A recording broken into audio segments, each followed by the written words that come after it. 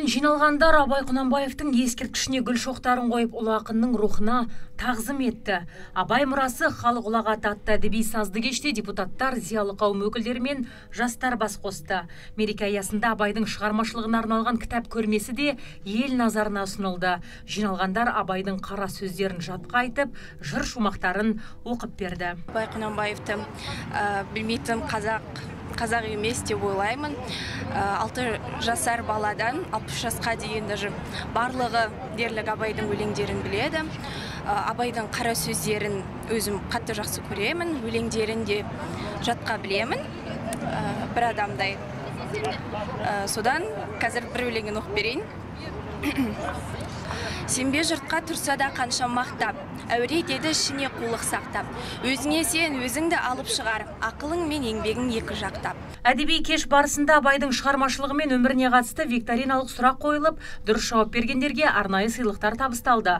Ал әжелер тобы Абайдың әндерін шырқап, көптің көңілін көтерді.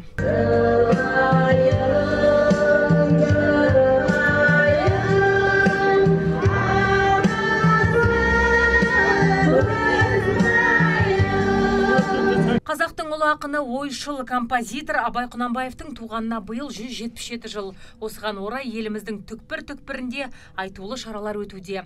3-ші мегаполисте Абай күніне арналған іс-шара легі әдеби кешпен тоқтамайды дейді ұйымдастырушылар. Айта кетейік, 2020 жылы үкімет қаулысымен ұлы ақынның туған күні 10 тамыз Абай күні болып бекітілген еді. Мерекелік шараға қатысқан ұлы Абайдың есімі берілген аудан басшысы Бұхарбай Парманов Абай күні мерекесінің маңыздылығына тоқталды.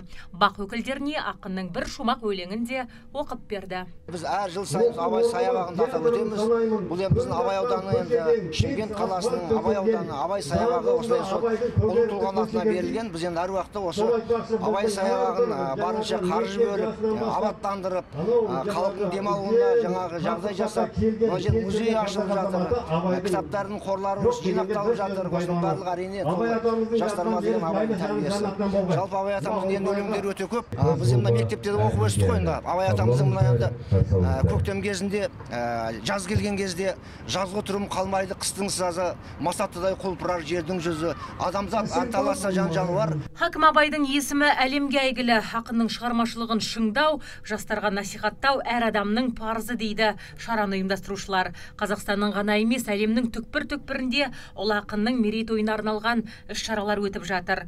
Төрткүл дүниенің бір қатар елінде ойшылдың құрметіне арнап ескерткіш ашылып, есімі көше атауларына берілуі еңбегінің әлде қашан мойындалғанын аңғартса керек.